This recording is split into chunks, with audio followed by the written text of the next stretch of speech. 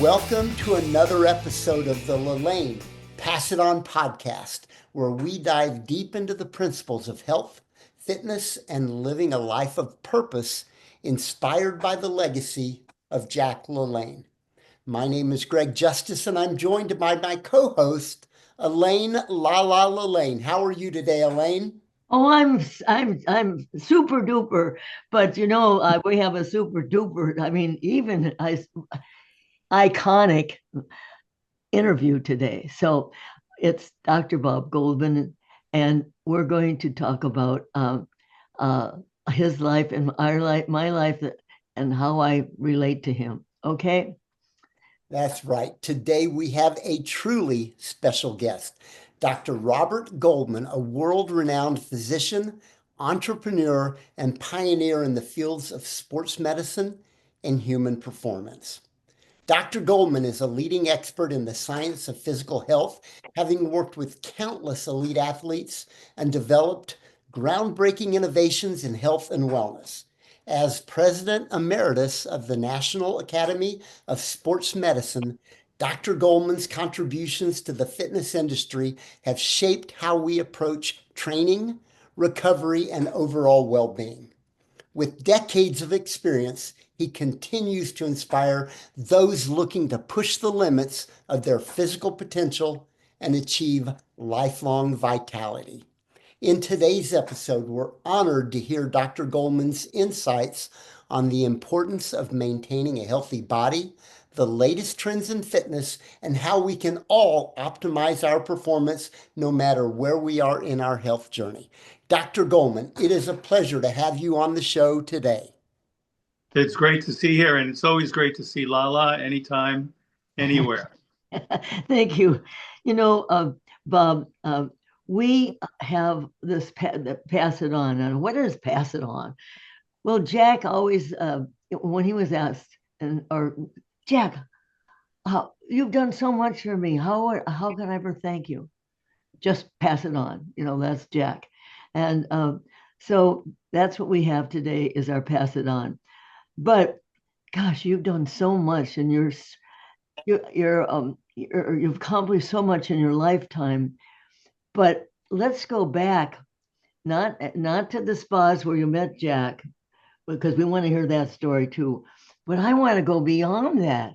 I want to go beyond. Where did you get inspired in all this, and what made you get into fitness and being a physician? Well, I got to give it all to Jack. I mean, Jack was my hero from a little kid. I used to watch him on TV with the two dogs and the chair and the towels and the soup cans and, resistance training and all the feats of strength that he would do. And so the journey started way, way before even I entered the fitness field, so to speak. When I was a little kid, I would be watching Jack on TV, and he was a true iconic inspiration when I was 10, 11, 12, 13 years old. And so first seeing him on TV, and then eventually, I'm embarrassed to say I lied about my age to get the job at the Jack LaLanne Health Club because I was too young.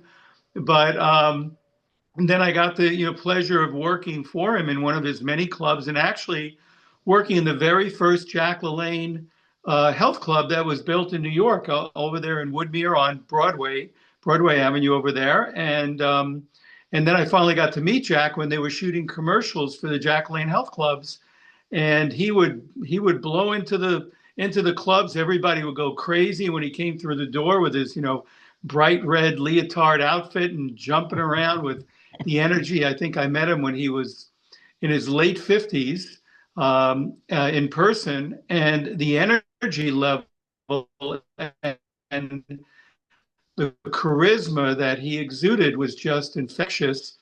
And Yeah. so I owe pretty much my fitness career, my sports career, doing world records was the reason I got into that. It's all because of Jack. I mean, that's where it all started, and right up until this day. Wow.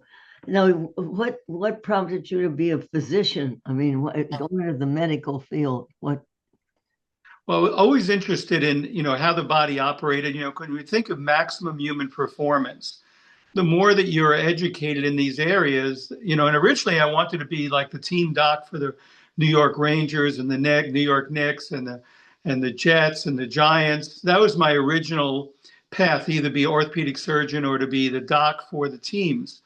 But I realized that if I became a team doc, I would be very limited in the scope on a global scale of what I could do, because then you're sort of bound with emergencies, and you're bound to the beeper or to a team. And I found that I could do a lot more by creating new industries and creating new concepts and inventions and so on, like Jack did.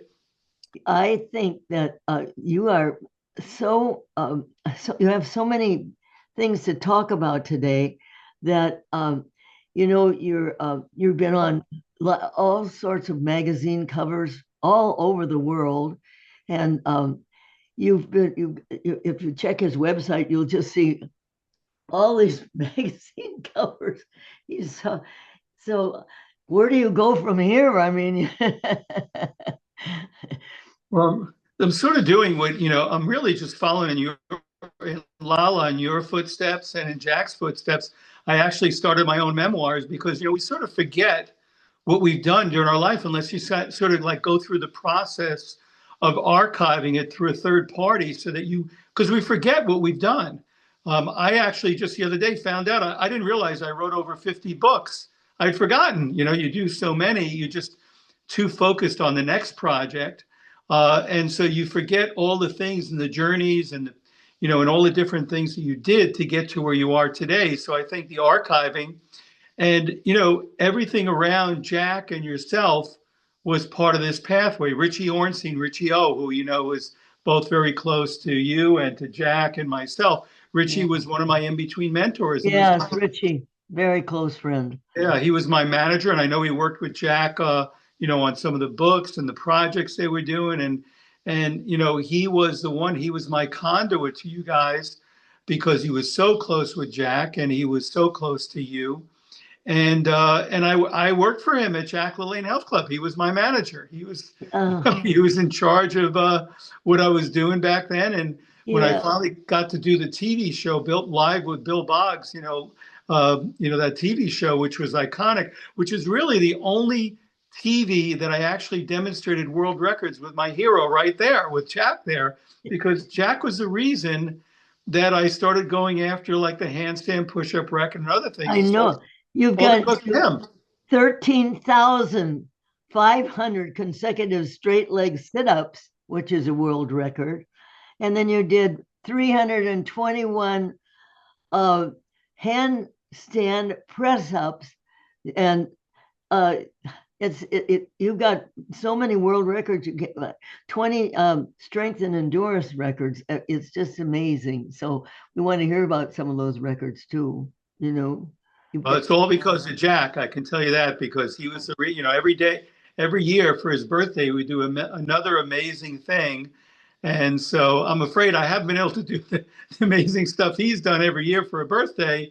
But I did enjoy a good 14-year world championship run of different things. But Jack beat us all. I mean, what he would do when he was 50, 60, 70 years old was nothing short of remarkable. And so I don't think anybody could compete with what he was able to achieve at those ages.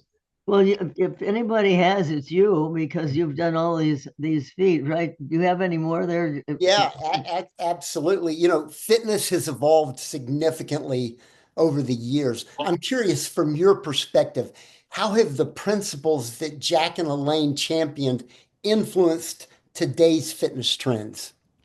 Well, I'll tell you, it's very interesting. I just got a call from one of my martial arts buddies. As you know, I'm a seventh-time black belt Tang Soo Do and six-time black belt in Shotokan. One of my martial arts guys just say, "Hey, I just came across one of the old machines that Jack invented." And it was one of his arm curl machines. And it was actually signed by him. I said, "Well, hold on to that. It's an iconic piece of equipment." I mean, there were so few people in history that created things the way Jack did. Because again, remember, when he was doing this, nutrition was not really known. Doctors were trained nothing. I mean, even when I went to medical school years later, the entire breadth of our nutrition education was 15 minutes of a biochemistry lecture first year of med school. That was it. And Not much Jack was so nutrition far ahead. either.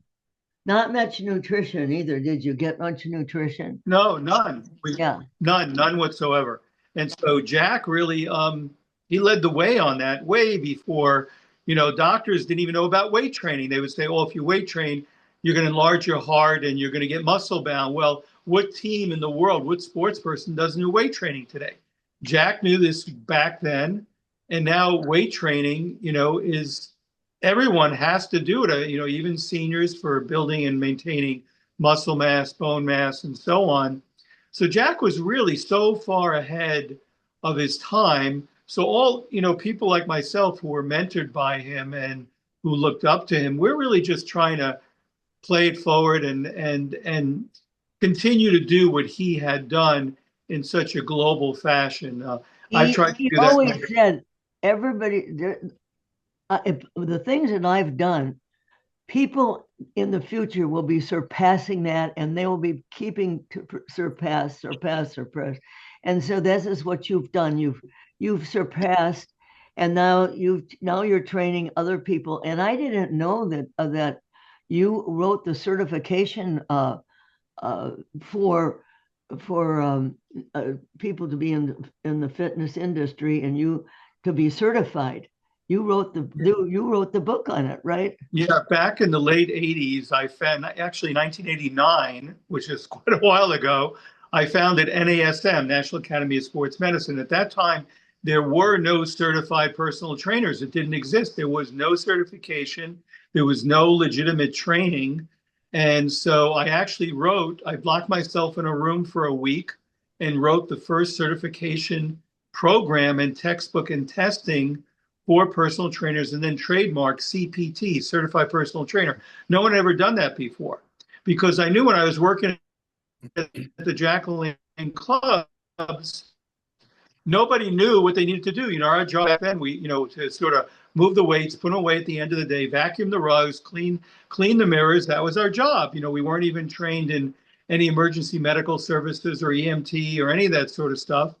And so when I got older and started to get my medical training, I said, we really need to have a certification. And NASM now has certified over 1.5 million trainers. Within a year of me creating that industry, over 270 other certifications popped up, all the copycats, whether it be with ACSM or NSCA or IDEA, all over the place. They all started doing the same thing, which is good.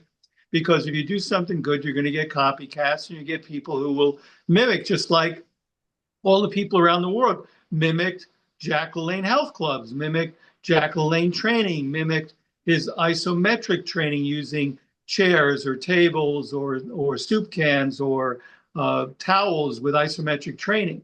So the best compliment someone can pay to you is copying you. And, Lord knows Jack has had a lot of copiers, as have I, and that's okay. The goal is we're only here for a nanosecond in time. What are we leaving the world? How are we making it better? What changes have we effectuated? And Jack knew that very well. And that's why well into his 90s, as you know, Lala, the two of you, I would see you still giving speeches and lectures and him singing at these things with that amazing, operatic voice that he had. I mean, right across the A lot of board. people don't know that he sang. That's how damn we good. get our standing ovations.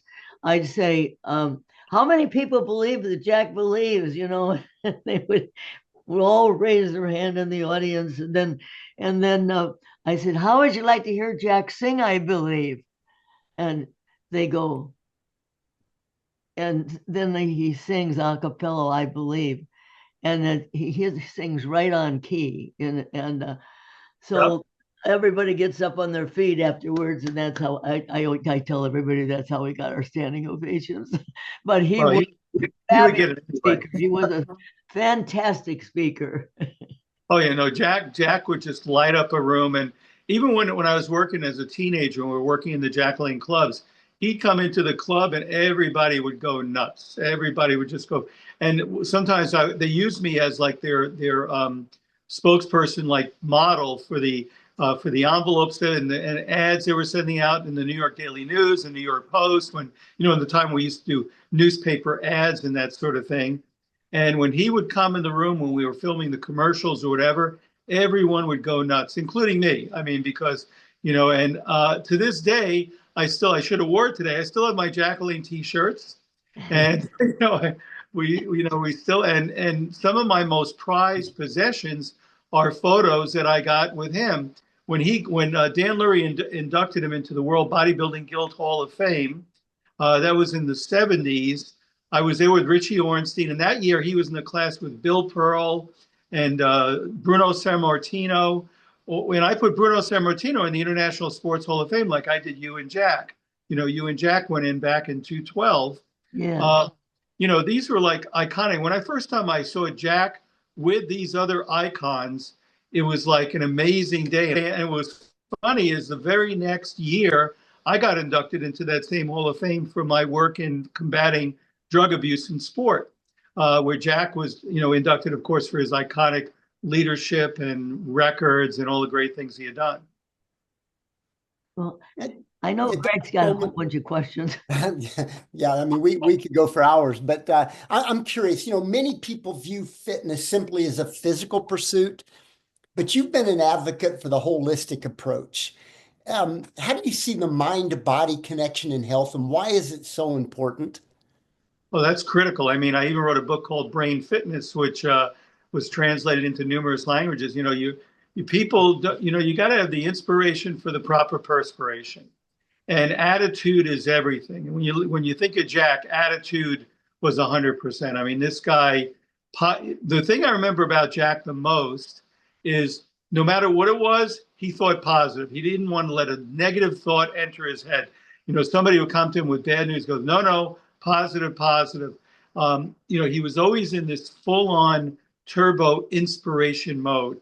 And that comes from the medical, not only the medical, but the mental attitude that he had, that energizing attitude. Without the brain, you can't get the body to do what you want it to do. World records are broken not with the body, they're broken with the brain.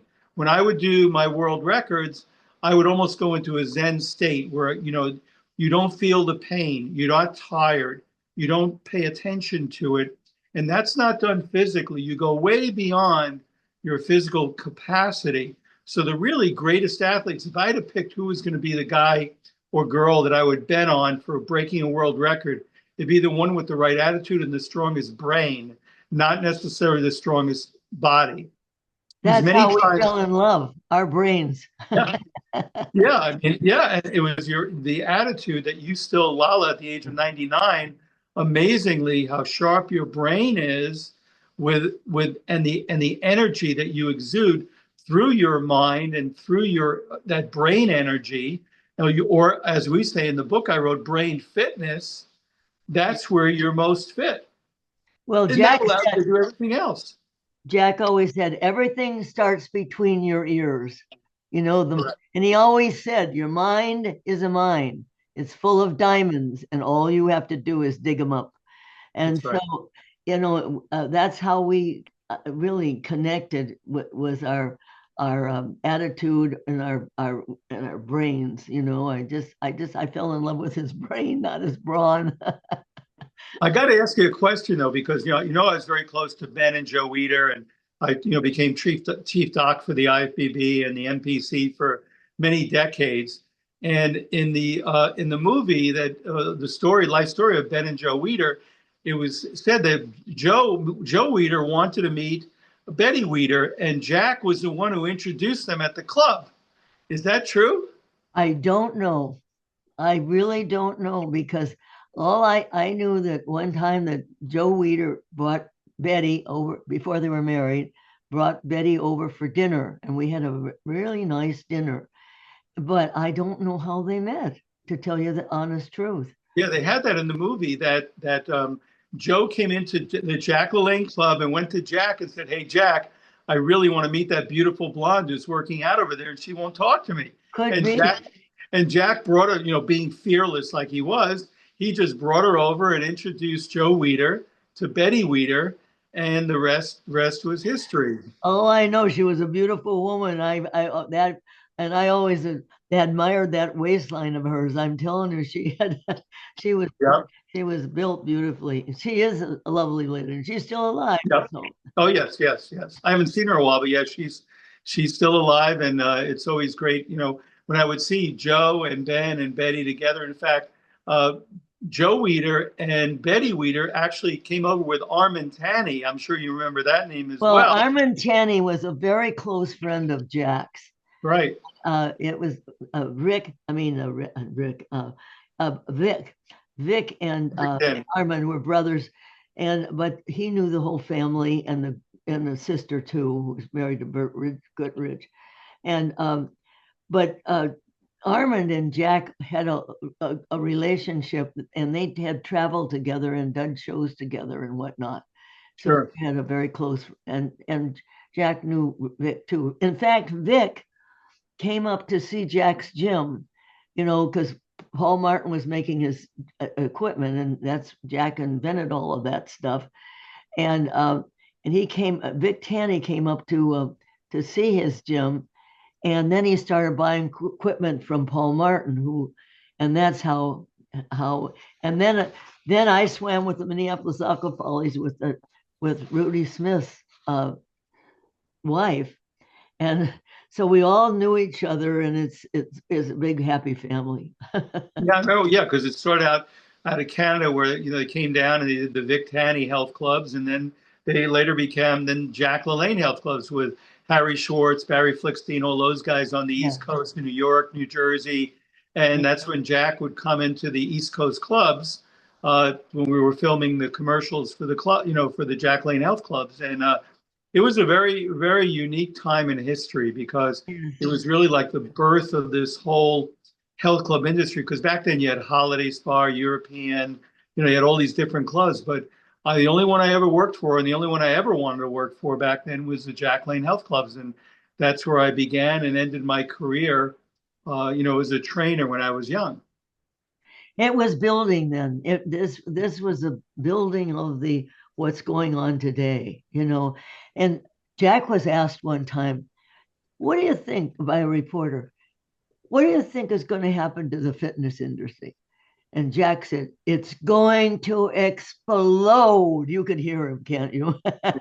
That's right. Explode. Well, Dr. Goodman, to that point, you've seen the fitness industry transform. What do you think the next big trend in fitness is, and how should people prepare for it? Well, it's kind of funny, when people were inventing fitness equipment, whether you had Precor, Universal, all the different companies, Stairmaster. Now, I wrote the first paper on stair climbing for the Smithsonian. They used to use stair climbing as punishment for the prisoners because they'd have these wood turbines that all of the prisoners would be walking on to generate electricity for the prison.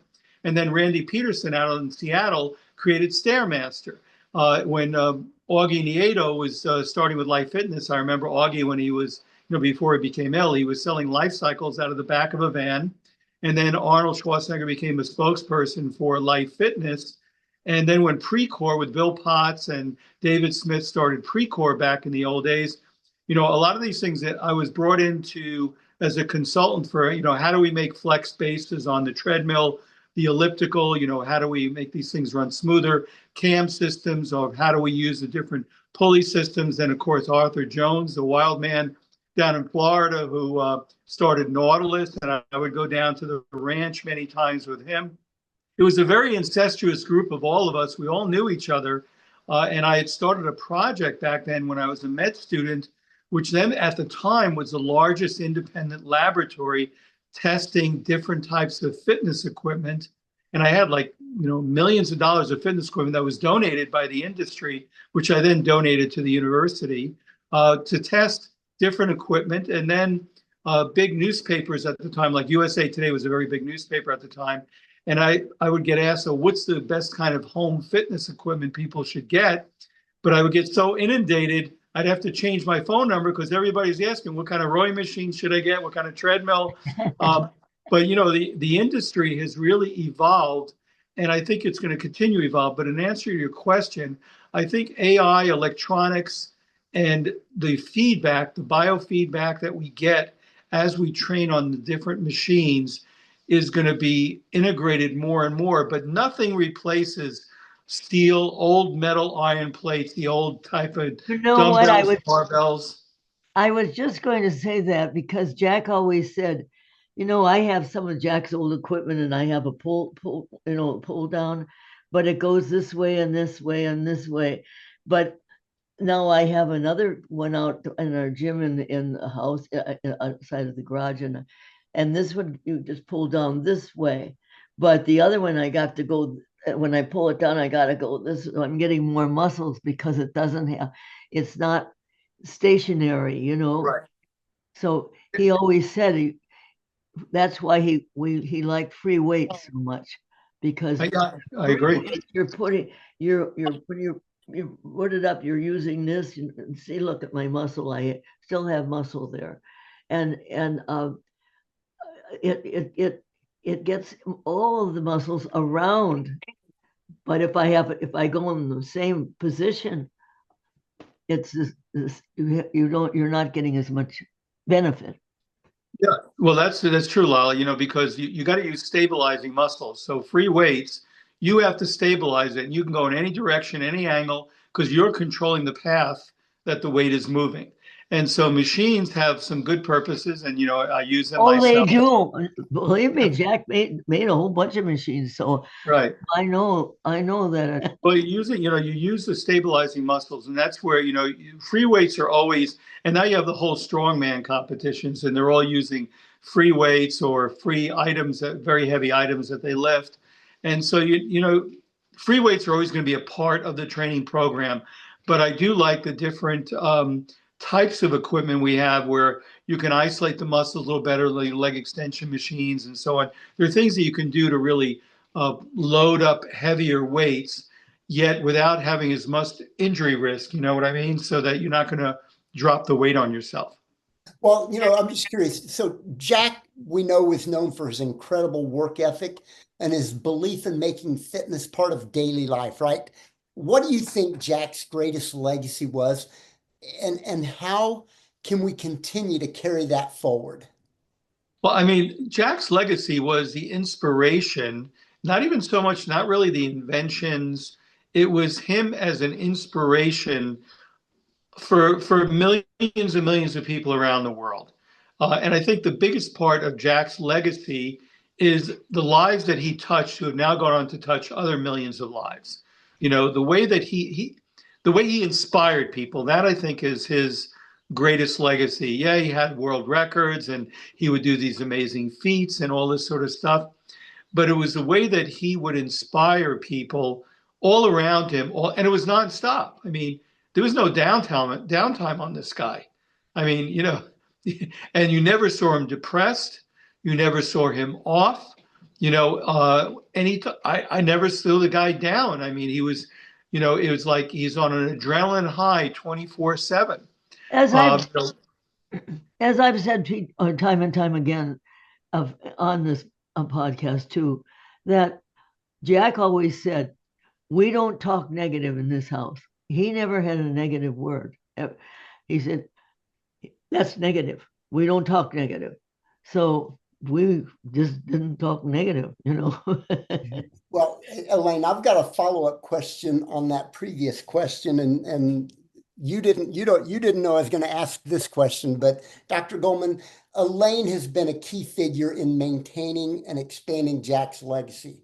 Can you speak to her contribution and how you feel she's kept the spirit of the LaLanne philosophy alive? Oh, well, without question. I mean, Lala is Jack LaLanne. I mean, she is the embodiment of Jack LaLanne. That's why when I found that, I mean, I was on the road, but I had a break from some meetings. I couldn't figure out how to get on for the call for her 99th birthday, but I was not going to miss it, even though nobody could see me. I was there right from the very beginning. No, Lala is Jack LaLanne. She is the embodiment of Jack. That's why, even though Jack is actually the only person in the history of the International Sports Hall of Fame that we presented the medal to after he had passed. And that was because Lala was there. So as far as I was concerned, Lala was Jack. There are only two people who two icons, and one was Jack with Lala, and the other was Betty Weeder, excepting for Ben and Joe Weeder. Those are the only two in all the years that we've been doing the International Sports Hall of Fame, but even more so, Lala really embodies everything more than Betty does. I mean, Betty, is beautiful and was very much a Weeder, but Lala is Jack. She's still perceived as Jack. She is the extension. And when I think of Lala, I think of Jack. There's no like, oh, there's Lala over here and there's Jack over there. Well, they were like right at the hip.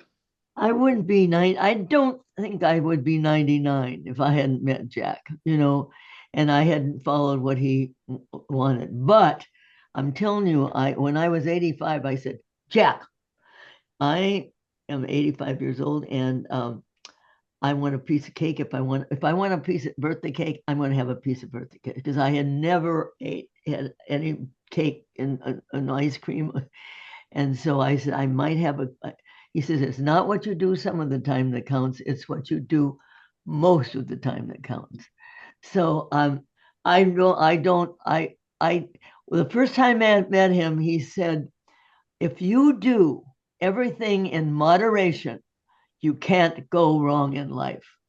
So that's what I've followed, and I don't overindulge in anything. So but I'm not a cake eater. I'm not but I will have now, after 85 years old, and I'm 99 and I haven't died yet. So I I plan on making it maybe to 100 next year. Well, as a doctor, you're not allowed to die till I tell you can die. So you're stuck. There you go. Well, to that point, what can modern day fitness professionals learn from the principles that Jack and Elaine established? Now, well, Jack, I learned from Jack. Don't say I did establish. Well, I think, the basic principles that Jack and Lala have expounded over the years through the books and writing and videos and so on. I mean, it's all really very rudimentary, clear. I mean, there are basic principles, just like Lala just said, moderation. But, movement is also critical. The fact that, even at 99, she still exercises. You change the intensity, frequency, and duration. In other words, you don't train as hard, as long, or as fast, but you still train. And you still have that movement. Movement is life. Movement is motion. Movement is what keeps us alive and vibrant.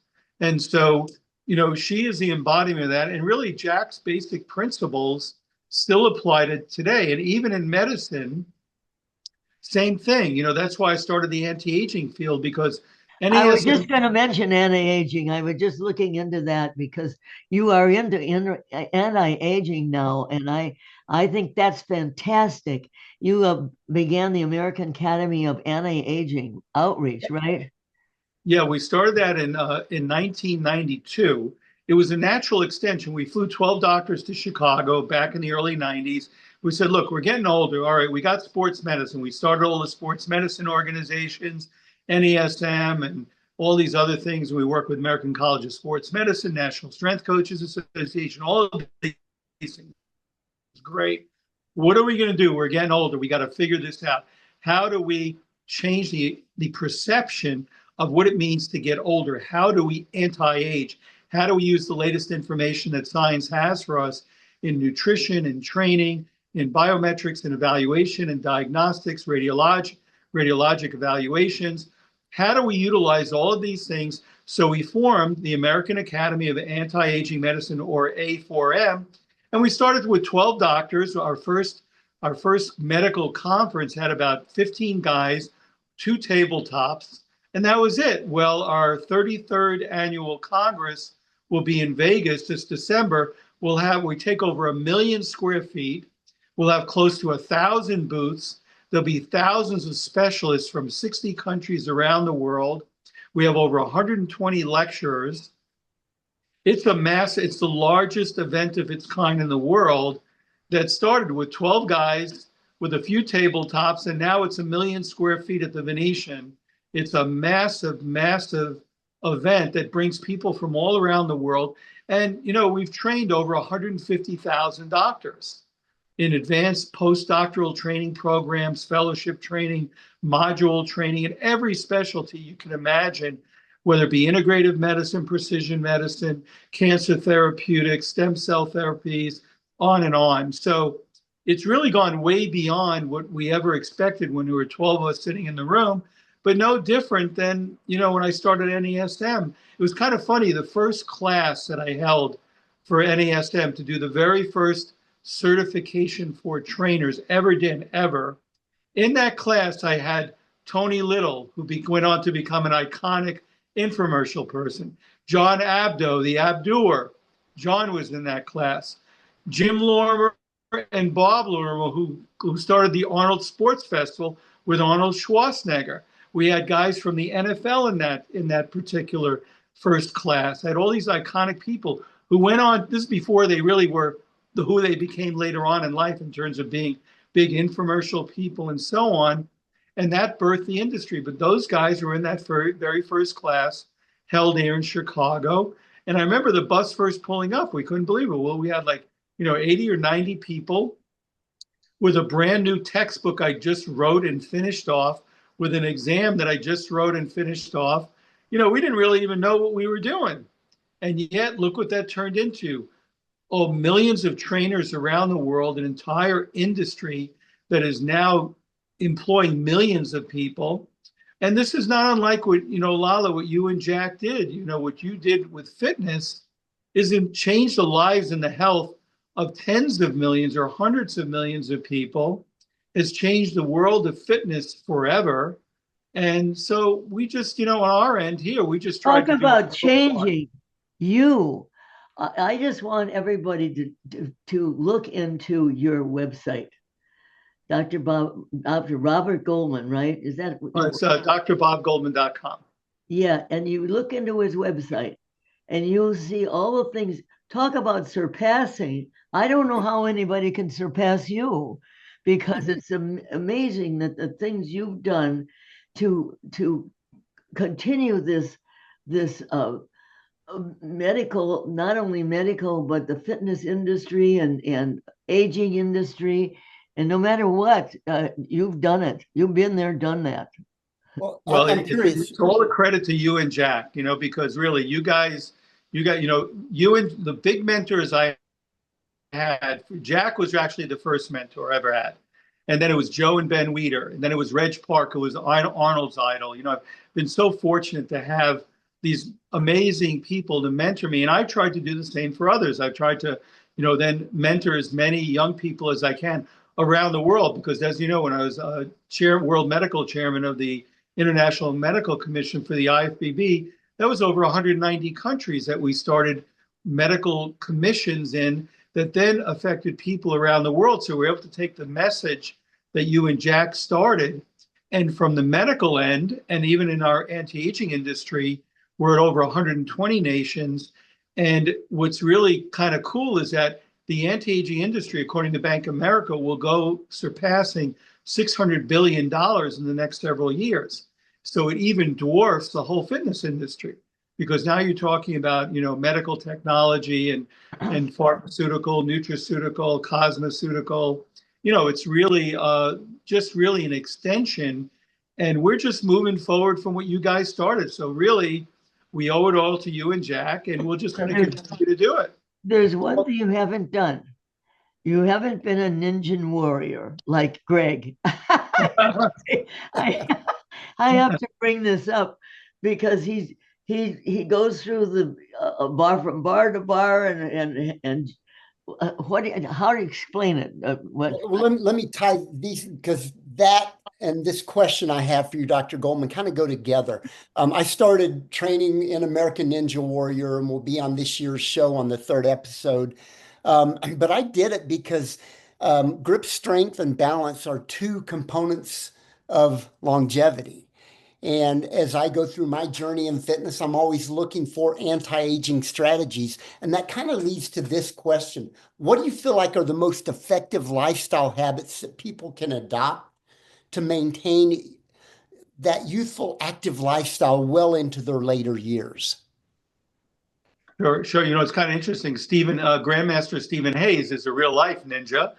He actually trained as I'm sure you know Stephen, great guy.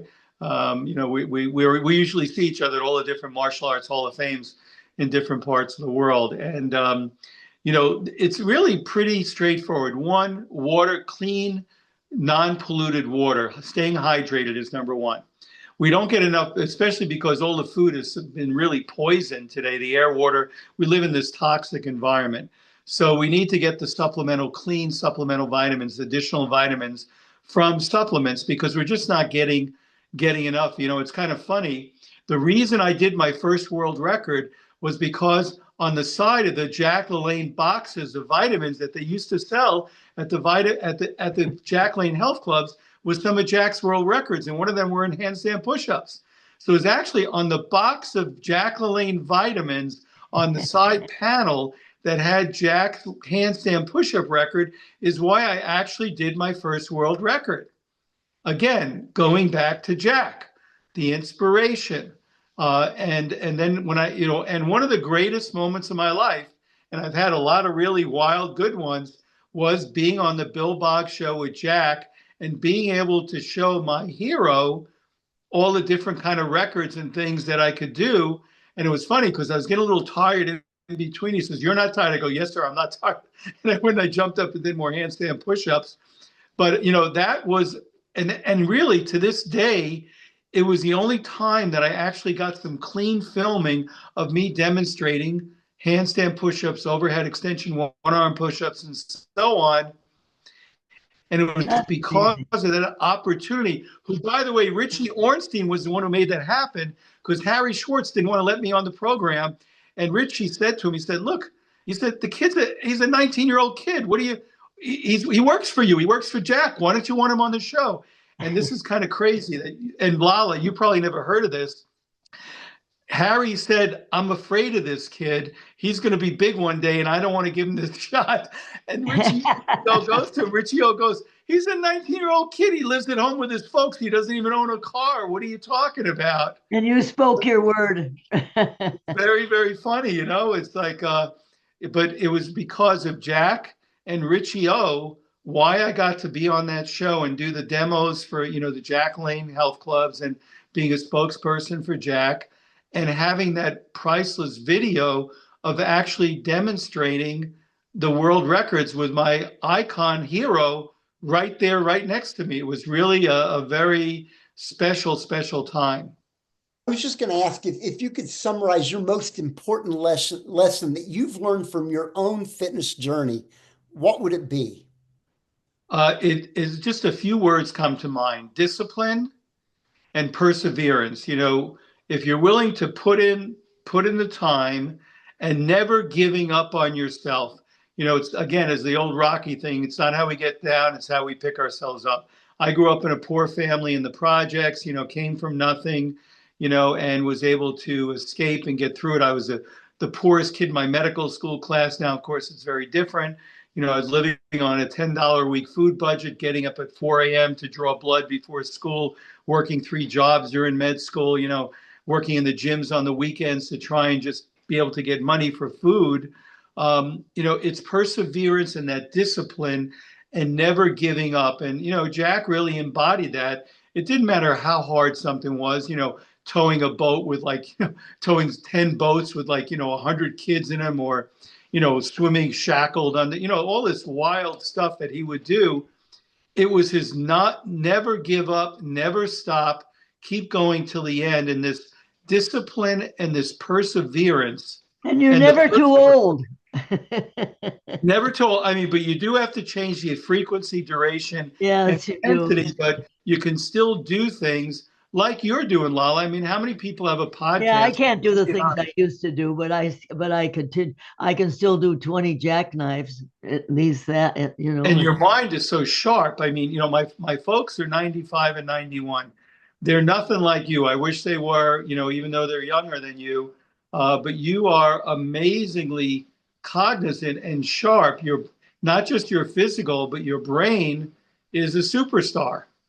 I Oh, wanted to ask you, I am. I've got a friend who's into black belting and black. I know I don't know too much about karate or anything like this, but I know that my son said, "I want to be just like Bruce Lee, Dad." This is instead of he didn't want to be Jack, he wanted to be a Bruce Lee. But I wanted to know what your 6th degree black belt Shotokan is that when Shotokan, that's Japanese karate. is No, it? I never got to train with Bruce Lee, although I did train with some of his students, and I did get to experience Ip Man, who Bruce Lee trained under, because my Sifu was also trained in Wing Chun. We went to Hong Kong, and Ip Man was the teacher of Bruce Lee. So we actually went to the studio where Bruce Lee trained in Hong Kong, and we met up with the son of Ip Man, who trained my Sifu, my teacher in Wing Chun, which was with Bruce Lee before he converted that over to Jeet Kune Do, which was his more American Yeah, style. Tang Soo is that Japanese too? Is Well, that Taekwondo is another form of martial arts, but the Japanese version is Shotokan. Tang Soo Do is another art form, just like Wing Chun is another art form yeah, that is there are so many. I how many categories are there?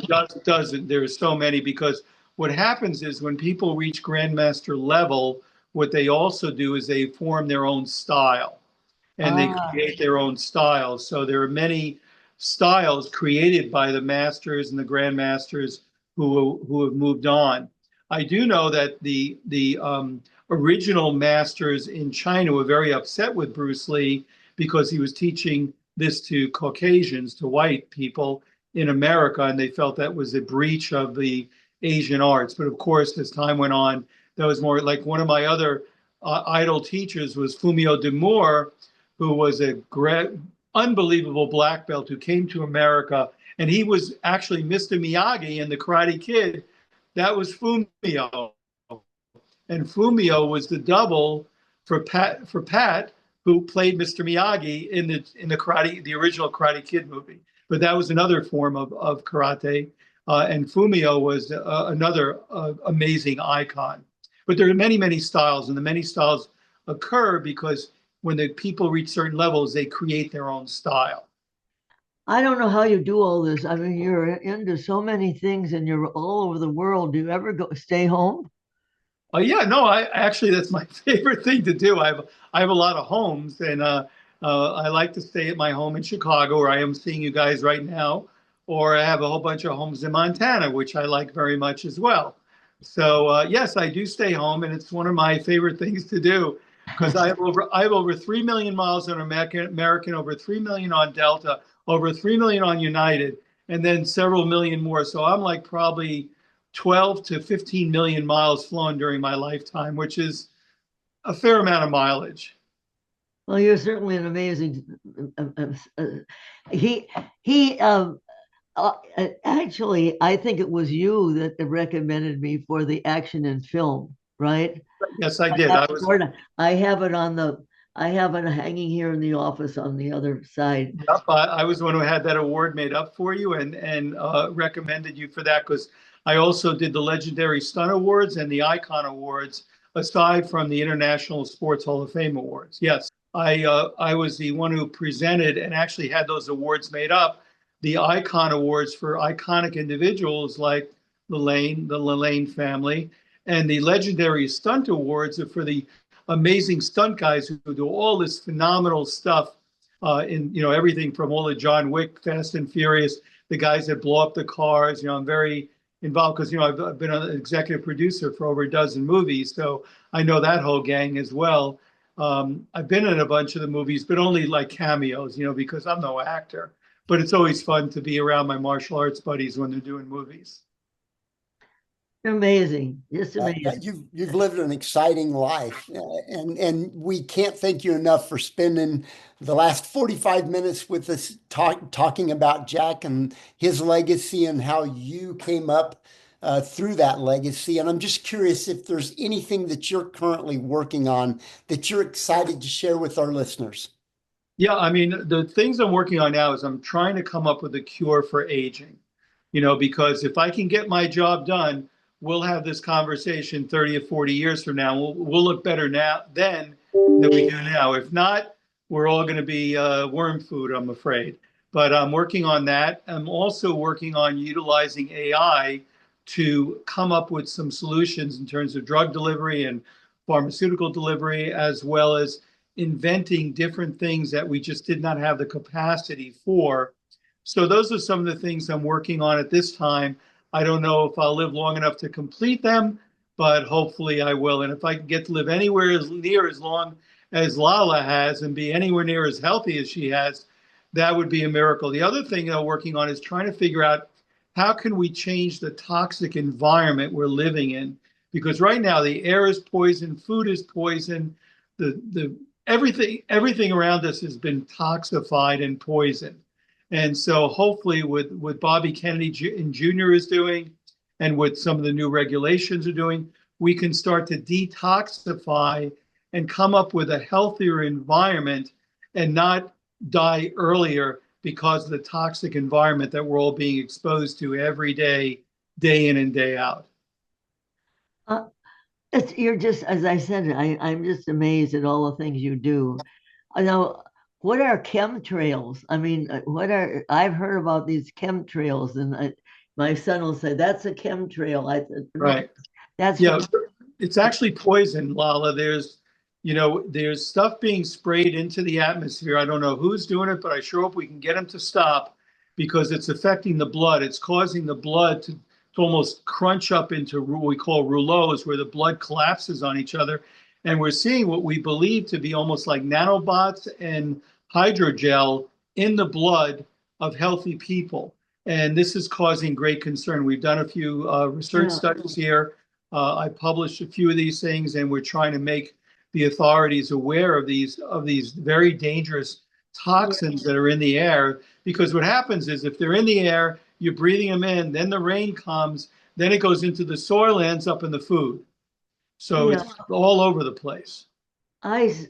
John, my son John was telling me about him. I said, "What are those up there?" It's an airplane. Airplane must have just went by. No, those are chemtrails. So I wasn't really into. Yeah, they're trying to make like it's weather modification, but it really is it's poison. And there's high levels of aluminum and all kinds of bad stuff. And as you know, aluminum contributes to Alzheimer's disease because when you get buildup in the brain of aluminum, along with the beta amyloid plaques and the tau proteins, that's what contributes to cognitive deficits as well as Alzheimer's. So hopefully, some of the new regulations can get to stop this poisoning of the air, and we could look and see nice blue skies, nice puff clouds, and no contrails.